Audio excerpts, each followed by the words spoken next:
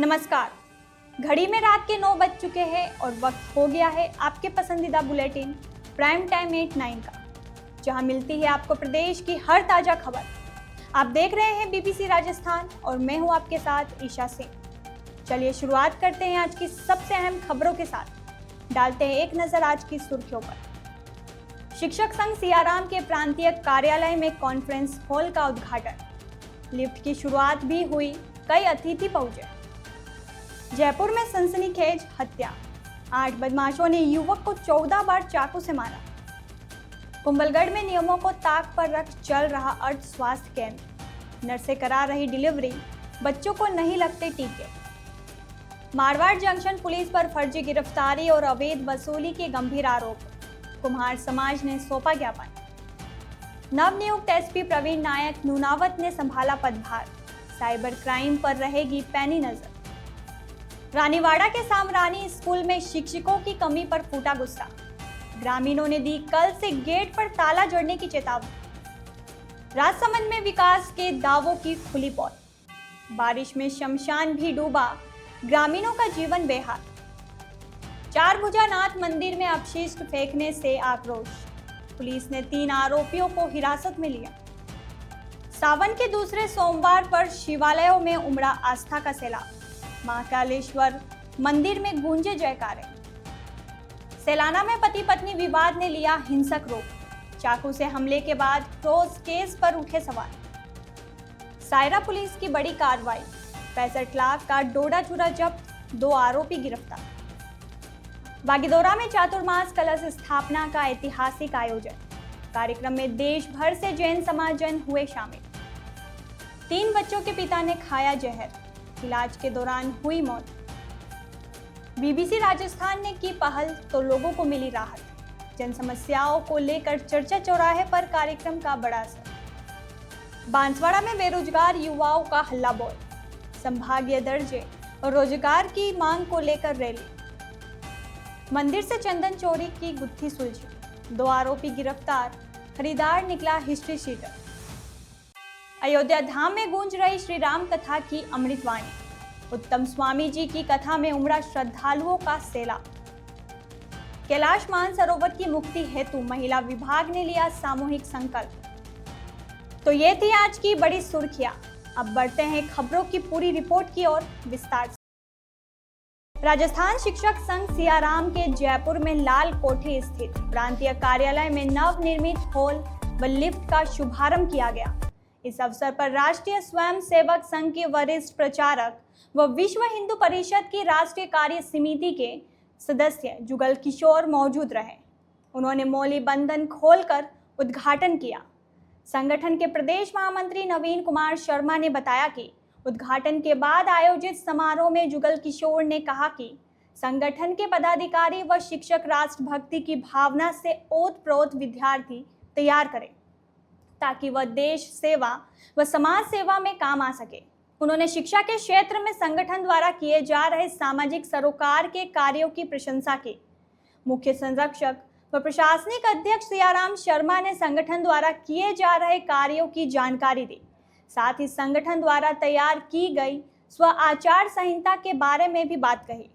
इस अवसर पर प्रदेश प्रवक्ता मुकेश कुमार मीणा, संरक्षक रामेश्वर दयाल सैनी, दिनेश भट्ट, सावित्री शर्मा, अशोक पराशर सहित बड़ी संख्या में संगठन के पदाधिकारी और सदस्य शामिल हुए।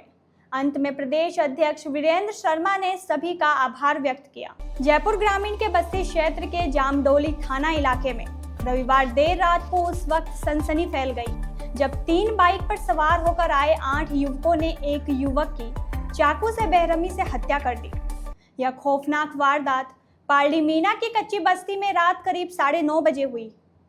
हमलावरों ने युवक पर 14 बार चाकू से हमला किया। हत्या के कुछ ही देर बाद आरोपी ने सोशल मीडिया पर वीडियो डालकर लिखा, आज बदला पूरा हुआ। मृतक की पहचान विपिन नायक उर्फ विक्की के रूप में हुई है। जानकारी के अनुसार मुख्य आरोपी अनस खान उर्फ शूटर, जो पारडी मीना का रहने वाला है और वर्तमान में भट्टा बस्ती में रहता है, अपने साथियों के साथ इस जघन्य वारदात को अंजाम देने पहुंचा था। प्रत्यक्षदर्शियों के अनुसार विपिन रात को घर के पास खड़ा था, तभी अनस ने उसे नाम लेकर बुलाया और अंधेरी गली की ओर ले गया। वहां पहले ही घात लगाए बैठे बदमाशों ने उस पर चाकू से ताबड़तोड़ हमला शुरू कर दिया। विपिन की चीख सुनकर लोग दौड़े तो अनस ने चाकू लहराते सभी को डराया और अपने साथी बदमाशों के साथ मौके से फरार हो गया।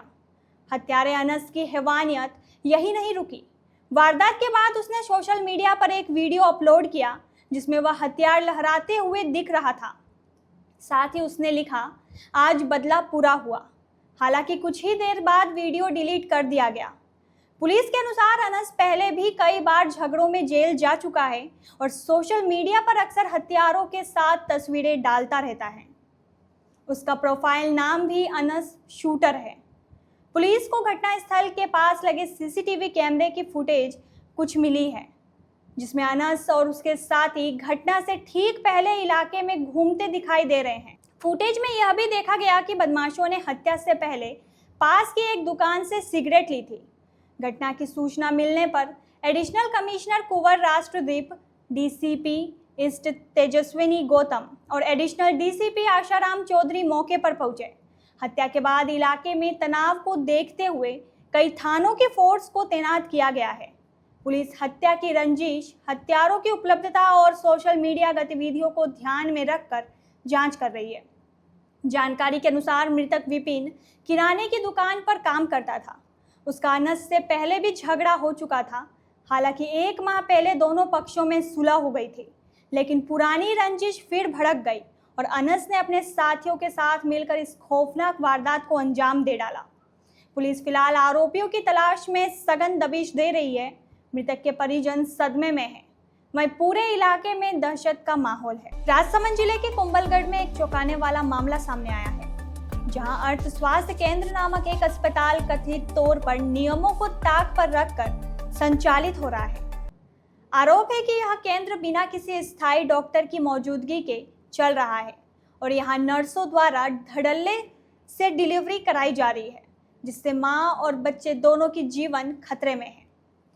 जानकारी के अनुसार इस अर्थ स्वास्थ्य केंद्र में हर महीने लगभग 80 से 90 डिलीवरी कराई जाती है। हमारी टीम की पड़ताल में सामने आया कि यहाँ कोई योग्य चिकित्सक मौजूद नहीं होता। कार्यरत नर्सों ने खुद बताया कि वे डिलीवरी के लिए 2500 से 2000 रुपये तक चार्ज करती है। उनका कहना है कि इमरजेंसी होने पर डॉक्टरों को सूचना दे दी जाती है और डॉक्टर कॉल पर सलाह दे देते हैं। यह गंभीर स्थिति न केवल मां और बच्चों के जीवन को सीधे खतरे में डालती है, बल्कि इसके दूरगामी परिणाम भी हैं। इस केंद्र में जन्मे बच्चों को सरकारी टीकाकरण नहीं लगते हैं, जिससे वे कई जानलेवा बीमारियों के चपेट में आ सकते हैं। सरकारी स्वास्थ्य सुविधाओं और योजनाओं का लाभ भी इन बच्चों तक नहीं पहुंच पाता, क्योंकि उनका जन्म एक अवैध प्रतिष्ठान में होता है। जब अर्थ स्वास्थ्य केंद्र के कर्मचारियों से इस बारे में बात की गई तो उन्होंने बताया कि परमिशन के लिए अप्लाई कर रखा है। यह पूरा प्रकरण स्थानीय प्रशासन की घोर लापरवाही को उजागर करता है। अब देखना यह है कि इस मामले में प्रशासन कब तक कार्रवाई करता है। देखो, आपकी न्यूज़ के माध्यम से हमें ये सूचना मिली है, तो हम विद टीम के साथ कल अर्थ संस्था को विजिट करेंगे, उसके सारे डॉक्यूमेंट चेक करेंगे। आपकी न्यूज़ के माध्यम से हमें पता लगा है कि अर्थ संस्थान है ये यहाँ डिलीवरियाँ कराते हैं। अगर इसके पास कोई डॉक्यूमेंट्स प्रूफ नहीं है तो हम कल टीम बना के इसके सारे डॉक्यूमेंट चेक करेंगे और उच्च अधिकारियों की आदेश के अनुसार इस पर हम संगीन कार्रवाई करेंगे अगर ये गलत पाया गया। शहर में बहुत सारे फर्जी डॉक्टर चल रहे हैं, क्या उन पर भी आप कार्रवाई करेंगे? जैसे अगर हमें किसी की सूचना मिलती है हम विद टीम के साथ उस पर तुरंत कार्रवाई करते हैं। ठीक, थैंक यू। पीयूष जी, आपके द्वारा अर्थ एक संस्थान है, उसके द्वारा केलवाड़ा कुंभलगढ़ के अंदर एक हॉस्पिटल संचालित किया जा रहा है। जब सीएमएचओ से इसकी पुष्टि की गई तो सीएमएचओ द्वारा बोला कि इस अर्थ नाम के कोई किसी भी तरह के हॉस्पिटल पे हमारे पास में इसकी परमिशन नहीं है और इनके पास में ना तो बेड एक्यूपेंसी का लाइसेंस है और ना ही अन्य प्रकार के लाइसेंस है। तो इस बारे में आप क्या कहना चाहेंगे? अर्थ के स्वास्थ्य केंद्र कुंभलगढ़ के अंदर संचालित किया जा रहा है और इस स्वास्थ्य केंद्र का हमने आवेदन किया है 21-22 के अंदर और उसके तहत जो प्रक्रियाएं पूरी करने की ज़रूरत है वो प्रक्रियाएं हम पूरी सर, जैसे कि बायोमेडिकल वेस्ट है वो हम ले रखा है।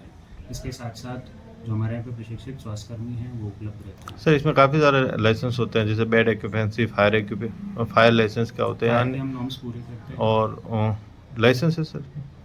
क्लिनिक में उसका आवेदन किया है। हाँ, उसकी तो जो क्या सर आप मानते हैं कि जो आवेदन करना हमारा कार्य है। आवेदन करने के बाद में अगर नहीं मिलता है तो आप उसको सुचारू रूप से चलाएंगे? हाँ, जब तक उसकी पूर्ति करनी होती है उसके बाद हम पुनः आवेदन करेंगे। तो कहीं न कहीं मानते हैं, कहीं कहीं न कहीं आप ये मानते हैं कि आपके पास में जो उपयुक्त डॉक्यूमेंट है नहीं है आपके पास में? जी नहीं, हमने आवेदन किया, आवेदन कर रखा है पर डॉक्यूमेंट नहीं है ना सर? आवेदन किया, डॉक्यूमेंट सरकार देगी हमें। ठीक है सर, थैंक यू। पाली जिले के मारवाड़ जंक्शन पुलिस थाने पर माइला कुम्हार समाज ने गंभीर आरोप लगाए हैं। समाज के सदस्यों ने जिला कलेक्टर और पुलिस अधीक्षक को ज्ञापन सौंपकर दावा किया है कि पुलिस द्वारा फर्जी गिरफ्तारियां, एक तरफा जांच और अवैध वसूली की जा रही है। यह मामला चिरपटिया गांव में एक मोटरसाइकिल के प्लग को लेकर हुए विवाद से जुड़ा है, जो माइला कुम्हार और रायका समाज के बीच झड़प में बदल गया। माइला कुमार समाज का आरोप है कि अनुसंधान अधिकारी एएसआई राधेश्याम चौथाराम मेघवाल के इशारे पर एक पक्षीय कार्रवाई कर रहे हैं। समाज का कहना है कि पुलिस ने बिना ठोस सबूत के उनके 11 सदस्यों को गिरफ्तार किया, जिनमें से 7 को पाली सेशन कोर्ट से जमानत मिल चुकी है। समाज का दावा है कि जिन लोगों का झगड़ा से कोई संबंध नहीं था, उन्हें भी चौथाराम के कहने पर निशाना बनाया जा रहा है। कुमार समाज ने आरोप लगाया है कि अनुसंधान अधिकारी राधेश्याम चौथाराम के कहने पर इस मामले को हिंदू मुस्लिम रंग दे रहे हैं, जबकि कुम्हार समाज हमेशा से सभी समुदायों के साथ प्रेम भाव से रहा है। इसके अतिरिक्त अनुसंधान अधिकारी राधेश्याम पर बरकत खान से 3000 रुपये की अवैध वसूली का भी आरोप लगाया गया है। समाज ने इस मामले में गहन जांच की मांग की है। माइला कुमार समाज ने जिला कलेक्टर और पुलिस अधीक्षक से इस पूरे मामले की निष्पक्ष जांच करने और निर्दोष लोगों की रिहाई सुनिश्चित करने की मांग की है। साथ ही उन्होंने अनुसंधान अधिकारी राधेश्याम की भूमिका की जांच करने और अवैध वसूली के आरोप में सख्त कार्रवाई करने की भी अपील की है। समाज का आरोप है कि पुलिस चौथाराम के इशारे पर काम कर रही है और जानबूझकर निर्दोष लोगों को निशाना बना रही है। नाम चांदू खान है, चिरपटिया गांव से आया हूँ। हमारे गांव में 8 तारीख को घटना हुई थी बच्चों को लेकर। उसके बाद में थानेदार साहब शेख साहब ने मारवाड़ थाना से शेख साहब भरत सिंह द्वारा जो कार्रवाई की गई, उन कार्रवाई में मतलब बिना फालतू के आदमियों को नाजायज मतलब तरीके से उनको लेकर अंदर डाल दिया गया है। उनके बाद में हमारे गाँव के चौथाराम मेघवाल जो उप प्रधान इस समय उस उप प्रधान के कहने के मतलब आकर के 8, 15, 20, 15, 30 सारे आदमी गुंडागर्दी कर रहे हैं और हिंदू मुसलमान का दंगा फैलाने की आशंका है। इस आशंका को देखते हुए हमारे साथ में आई हुए हैं, ये समाज की सुने और हमें हमारे ऊपर कानूनी कार्रवाई का मतलब एसपी ऑफिस से मतलब निवेदन है कि तुरंत प्रभाव से हमें सुरक्षा दे, अन्यथा हमारे ऊपर कोई घटना घट सकती, बड़ी घटना जिनका जिम्मेदार प्रशासन रहेगा। और आपसे भी रिक्वेस्ट है, आप समस्त पत्रकार मतलब जर्नलिस्ट जितने भी आपके भाई मंत्री जुड़े हुए हैं, वो सभी से मेरा निवेदन है कि तुरंत प्रभाव सरकार को प्रेषित करें कि ताकि हमारे ऊपर ये किसी प्रकार का कोई हत्या वगैरह न हो जाए। इसलिए आपसे गुजारिश है और सब करता चाहता हूँ और हमारे समाज हमारे साथ इसीलिए आई हुई है। सीकर जिले के नए पुलिस अधीक्षक प्रवीण नायक नूनावत ने आज अपना पदभार ग्रहण कर लिया।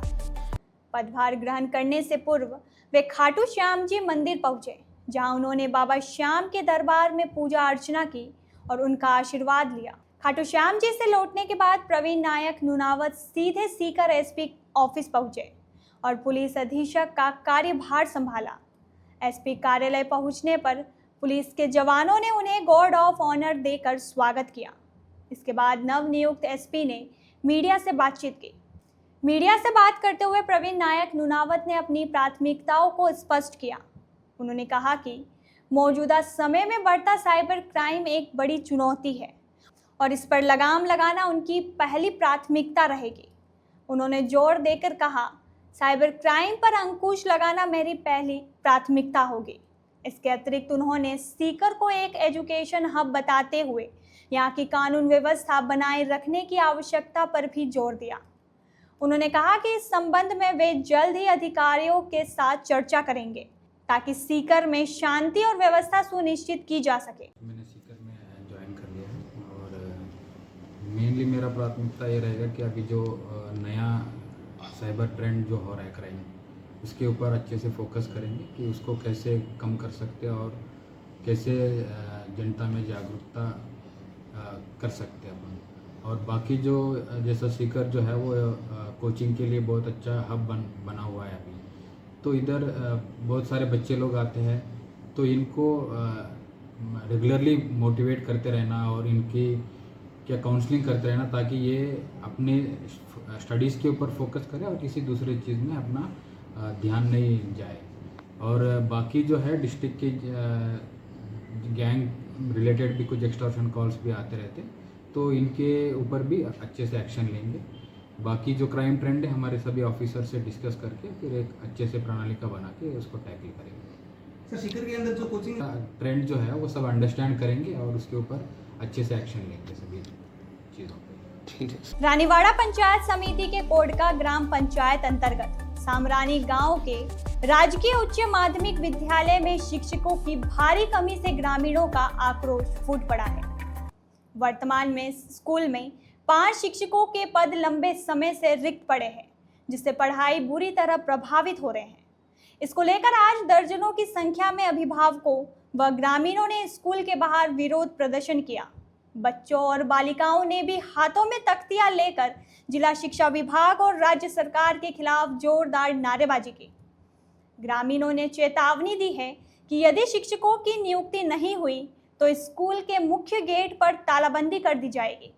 इस मौके पर पीईओ को ग्रामीणों ने ज्ञापन सौंपा और विशेष रूप से गणित व संस्कृत विषय के शिक्षकों की तत्काल नियुक्ति की मांग रखी।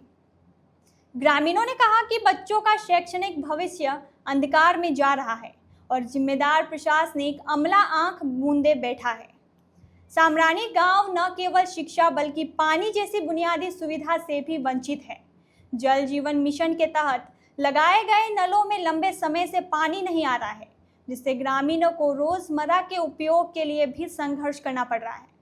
भूजल स्तर बेहद नीचे चला गया है और विकल्प के नाम पर गांव के पास कुछ नहीं बचा। राजसमंद में जनप्रतिनिधियों और नेताओं के बड़े बड़े विकास के दावे इस बरसात में पूरी तरह खोखले साबित हो रहे हैं।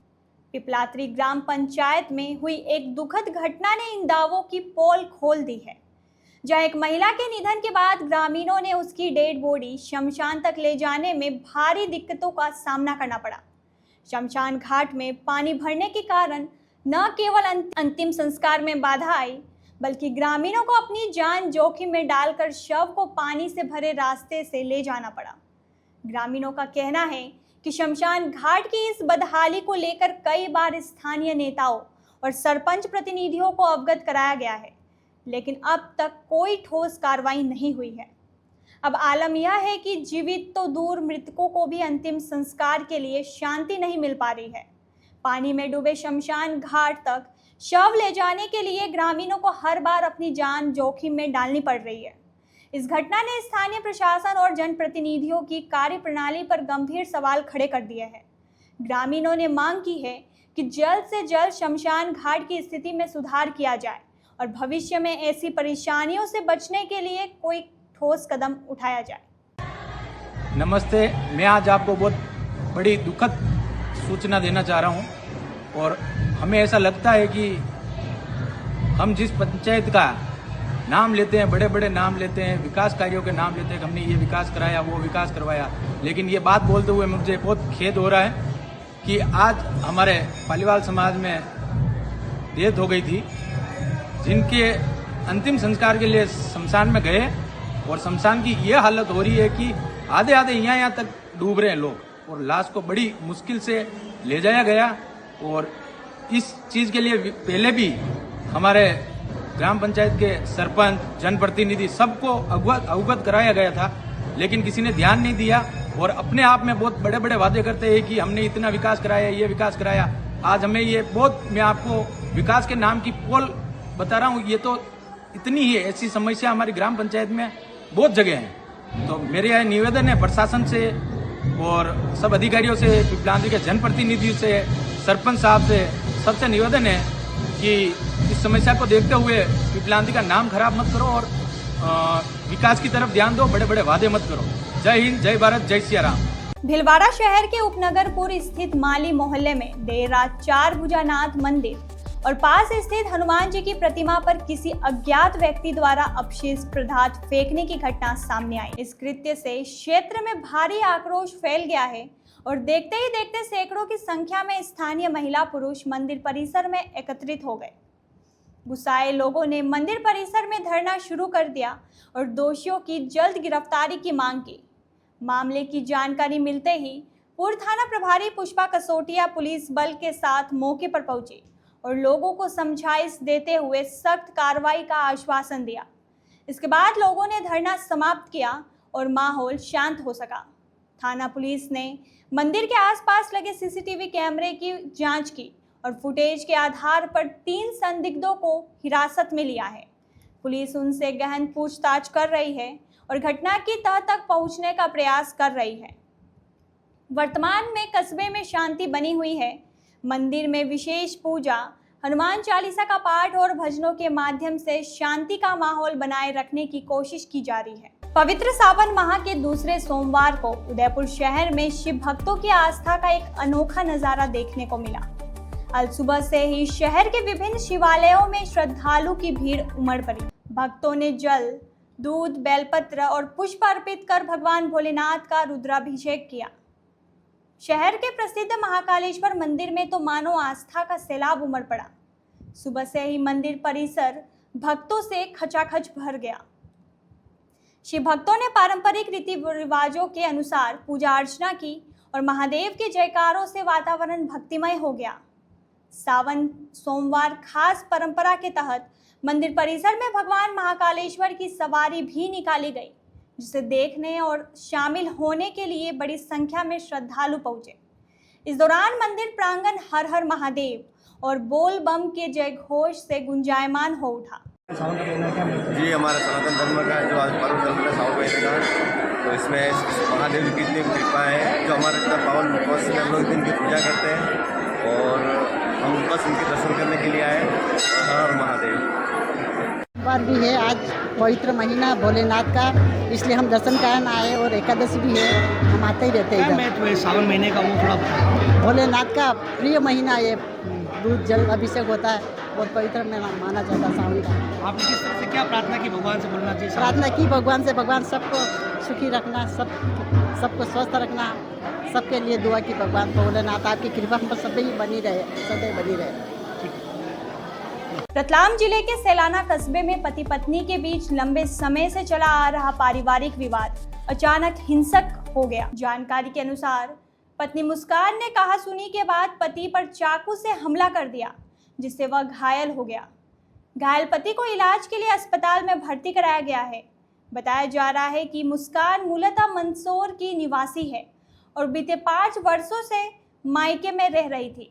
इस दौरान उसने भरण पोषण के लिए 15,000 प्रति माह की अदालत में याचिका भी दायर की थी, जिसे पति नियमित चुका रहा था। 6 महीने पूर्व समाजजनों की पहल पर वह ससुराल लौटी थी।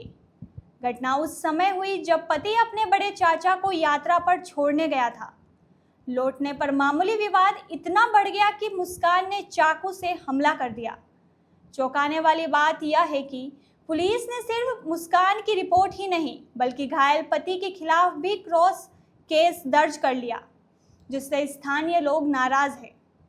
परिजनों का आरोप है कि मुस्कान को राजनीतिक संरक्षण प्राप्त है, जिसके चलते पुलिस पर दबाव बनाकर पति को भी आरोपी बना दिया गया। पीड़ित परिजनों ने प्रशासन से निष्पक्ष जांच और उचित कार्रवाई की मांग की है। फिलहाल पुलिस मामले की जांच में जुटी हुई है, लेकिन पूरे क्षेत्र में इस घटना को लेकर तीखी चर्चाएं चल रही है। देखिए, सैलाना में एक पारिवारिक विवाद का मामला जो है सामने आया है। मुख्यतः जो है पूर्व में जो है पति पत्नी का विवाद चल रहा था और समझाइश के बाद पत्नी वापस पति के पास रहने के लिए आ गई थी। उसी में जो है कुछ विवाद जो है होते हुए दिख रहे वीडियो में, तो उसकी जांच कराई जा रही है और उचित वैधानिक कार्रवाई की गई। उदयपुर जिले के सायरा थाना पुलिस ने अवैध मादक पदार्थ के विरुद्ध बड़ी सफलता हासिल करते हुए 65 लाख रुपए की कीमत का अवैध डोडा चूरा जब्त किया है।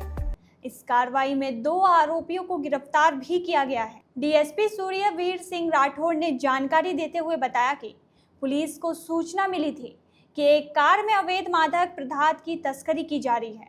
सूचना के आधार पर सायरा थाना पुलिस के 3 टीमों को अलग अलग स्थानों पर नाकाबंदी के लिए लगाया गया। नाकाबंदी के दौरान सामलती राहे पर एक संदिग्ध वाहन पुलिस को देखकर रावच रोड की ओर भाग गया। पुलिस ने तत्काल पीछा शुरू किया। आगे मौजूद टीम ने टायर ब्रस्ट कर वाहन को रोका और एक कैंपर वाहन की मदद से उसे घेर लिया। तलाशी के दौरान वाहन से 22 प्लास्टिक के कट्टों से भरे हुए 436 किलो 600 ग्राम डोडा चूड़ा बरामद किए गए, जिन्हें मौके पर जब्त कर लिया गया। साथ ही वाहन में सवार दोनों तस्करों को गिरफ्तार कर लिया गया है। मामले की आगे की जांच जारी है। बांसवाड़ा जिले के बागीदोरा कस्बे में आचार्य विद्यासागर महाराज से दीक्षित व आचार्य समय सागर महाराज के आज्ञानुवर्ती शिष्य मुनि विनम्र सागर सत्संग के सानिध्य में चातुर्मास कलश स्थापना का ऐतिहासिक आयोजन हुआ। जैन संत का राजस्थान की पावन धरा पर पहली बार पावन वर्ष योग हो रहा है। राउमावी बागीदोरा के खेल मैदान से पूरे विधि विधान के साथ हजारों भक्तों की मौजूदगी में चातुर्मास कलश स्थापना हुई। इससे पूर्व श्री शांतिनाथ दिगंबर जैन मंदिर से सकल दिगंबर जैन समाज, कुत्थू नवयुवक मंडल व महिला मंडल द्वारा शोभा यात्रा के साथ मुनि संघ को पांडाल लाया गया। कार्यक्रम की शुरुआत संगीतकार राजेश शाह द्वारा मंगलाचरण के साथ हुई। इसके बाद आचार्य विद्यासागर महाराज की चित्राकृति पर दीप प्रज्वलन किया। कार्यक्रम के मुख्य अतिथि पूर्व कैबिनेट मंत्री महेंद्रजीत सिंह मालविया, 18,000 दशाहूमड़ जैन समाज के अध्यक्ष दिनेश खोडनिया का स्वागत बसंत सेठ, कन्हैयालाल दोषी, जयंतीलाल मेहता, विकास दोषी, अशोक मेहता आदि ने किया। इस दौरान आचार्य विद्यासागर, मंगल कलेश, मोहित, नगीन लाल दोषी, आचार्य समय सागर कलश, मेहता जिगर अशोक, दयोदय गौशाला कलश शाह हर्षित चंद्रपाल ने स्थापित किए। शास्त्र भेंट ललित मोतीलाल मेहता व लक्ष्मीलाल छबीलाल मेहता के साथ परिवार ने किया।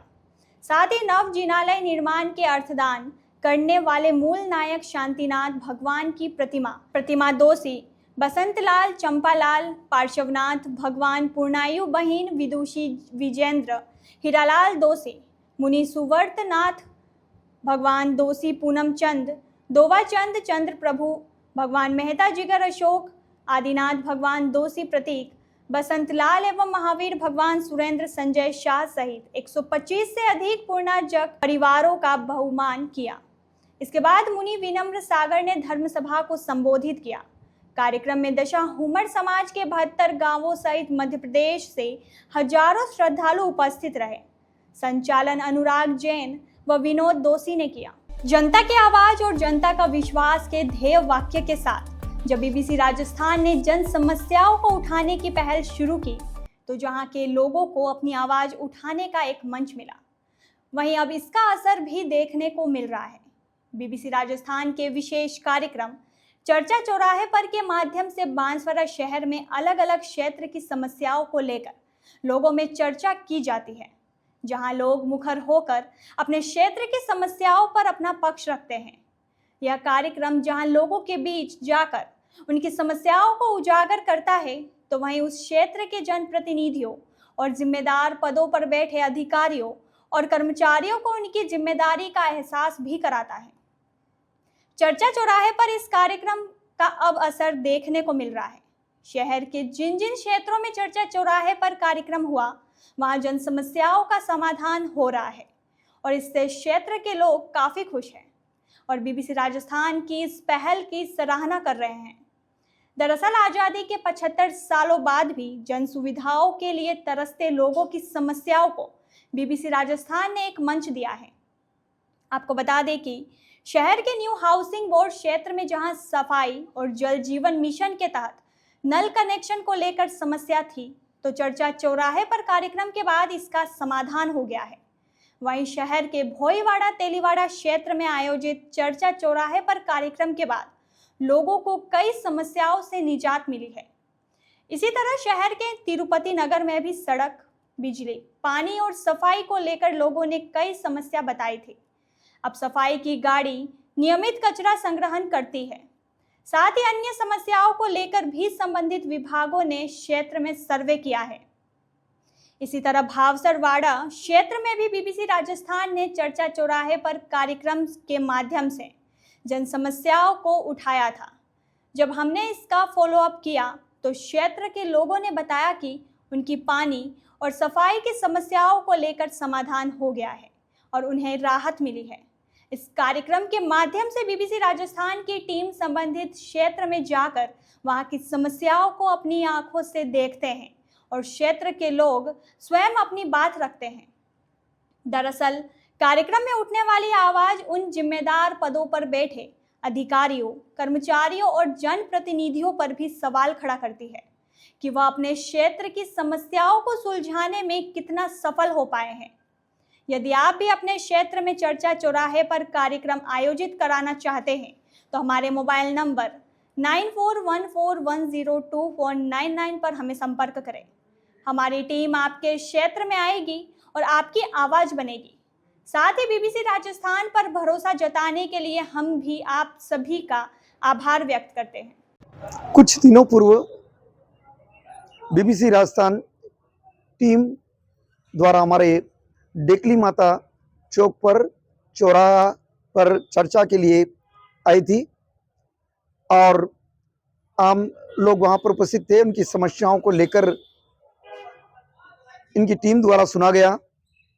हमारे जो वार्ड नंबर 49 और 50 की जो समस्याएं थी जल को लेकर, तो कुएं की सफाई संबंधी समस्या को लेकर, पानी सप्लाई की समस्या को लेकर, उधर सफाई कर्मचारियों द्वारा नियमित सफाई न करने की समस्या थी।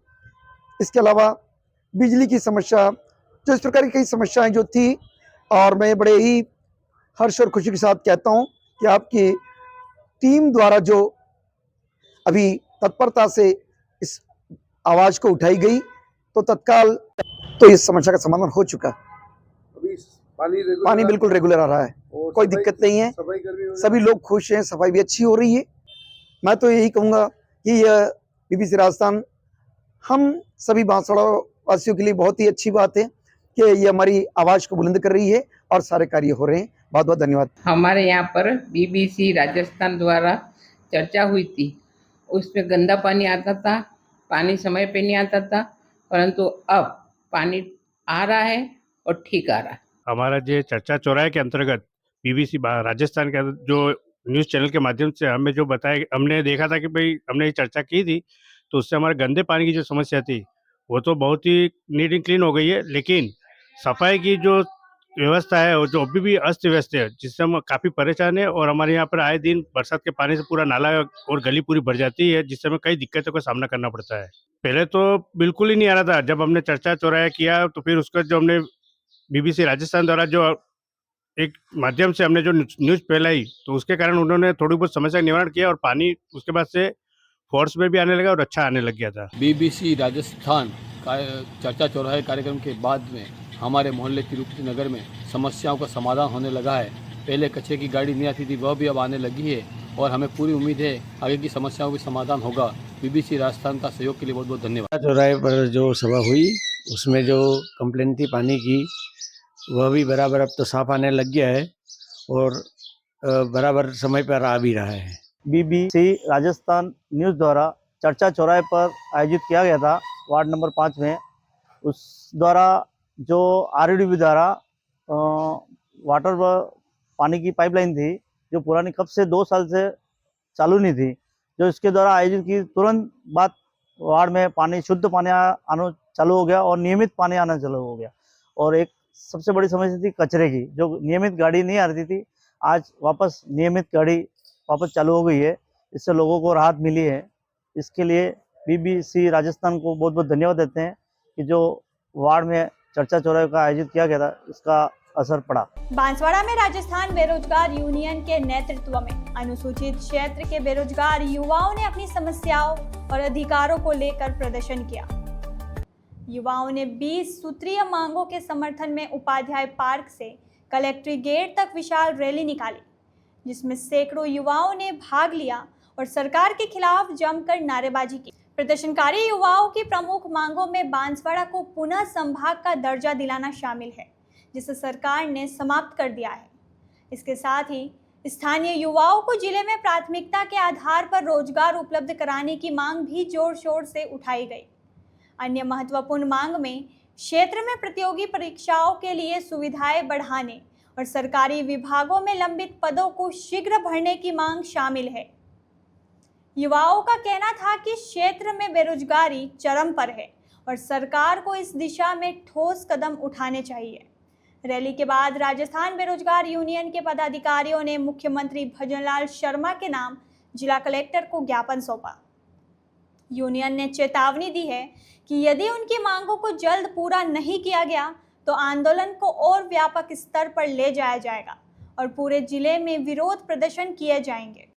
सर, आज टीएसपी राजस्थान बेरोजगार यूनियन के बैनर तले अनुसूचित क्षेत्र में विभिन्न 21 सूत्री मांग को लेकर आज उपाध्याय पार्क में हमने मीटिंग करी और उपाध्याय पार्क से कलेक्ट्री ऑफिस तक हमने रैली के माध्यम से पूरे यूनियन के पदाधिकारियों के साथ में, पूरे जिले भर के युवाओं के साथ में आज हम रैली के माध्यम से ज्ञापन दिया है। ज्ञापन में हमने माननीय कलेक्टर महोदय को बताया है कि जो 2018 में जो अनुसूचित क्षेत्र का विस्तार बढ़ा दिया गया है, उस विस्तार के आधार पर अभी जो भर्तियां आ रही है उस विस्तार के आधार पर भर्तियां नहीं हो रही है। दूसरी मांग ये रखी हमने कि जब 35 और 40% का क्राइटेरिया जो निश्चित कर रखा है, जो प्रति पेपर में है, हमारी ये मांग है कि उस प्रति पेपर में जो बाध्यता है उसको कम किया जाए और जो बांसवाड़ा संभाग है उस बांसवाड़ा संभाग को बहाल कर दिया जाए। और इसी तरह से जो पिछली भर्ती 2022 में जितनी भी भर्तियां हुई है, जो पीटीआई की है, कंप्यूटर अनुदेशक की है, वरिष्ठ अध्यापक भर्ती की बात है, जो सर कंप्यूटर अनुदेशक में तो ऐसी स्थिति है जब 888 पोस्ट जब आती है तो मात्र 175 अभ्यर्थी पास कर दिए जाते हैं। सर, इसी तरह से हमारे तमाम 21 प्रकार की मांगों को लेकर आज हमने ज्ञापन दिया है। हमने बेरोजगार यूनियन के मार्फत से टीएसपी स्तरीय विभिन्न मांगों को लेकर ज्ञापन किया, जिसमें हमारे 19 मई 2018 में सरकार द्वारा एक अधिसूचना जारी की गई, जिसमें टीएसपी क्षेत्र में विभिन्न क्षेत्र बढ़ा दिए गए, लेकिन कई पदों की में वृद्धि नहीं की गई, उसको लेकर भी हमने ज्ञापन किया। दूसरा, हमारे टीएसपी क्षेत्र में जो नॉन टीएसपी के शिक्षक है उनको हस्तांतरण करवाने के संबंध में, और जो आगामी भर्ती जो सीईटी का है जो 55% कर रहा अंक, उसको रीट के समान 70% किया जाए। दूसरा, हम जो नॉर्मलाइजेशन प्रक्रिया है जो है उसे राजस्थान के प्रत्येक जिलों में एक ही चरण में एग्जाम कराई है ताकि नॉर्मलाइजेशन की प्रक्रिया बंद हो सके। दूसरा, जो बाध्यता जो सरकार ने कर रखी है उसको कहीं शिथिलता दी जाए और न्यूनतम अंक किया जाए। तमाम बिंदुओं को लेकर के हमने आज ज्ञापन दिया और उसी ज्ञापन में हमने बांसवाड़ा संभाग मुख्यालय को पुनः बहाल करने की मांग की गई। बांसवाड़ा जिले के दानपुर थाना क्षेत्र के गढ़ गांव में 3 बच्चों के पिता ने शराब के नशे में जहर खा लिया। जानकारी के अनुसार 30 वर्षीय श्यामलाल पुत्र कालूराम ने जहरीली दवा का सेवन कर लिया। हालात बिगड़ने पर परिजनों ने एम्बुलेंस को सूचना दी। एम्बुलेंस मौके पर पहुंची और श्यामलाल को तत्काल छोटी सरवन के स्थानीय अस्पताल ले जाया गया, जहां प्राथमिक उपचार के बाद उसे एमजी अस्पताल रेफर कर दिया गया, लेकिन उपचार के दौरान श्यामलाल की मौत हो गई।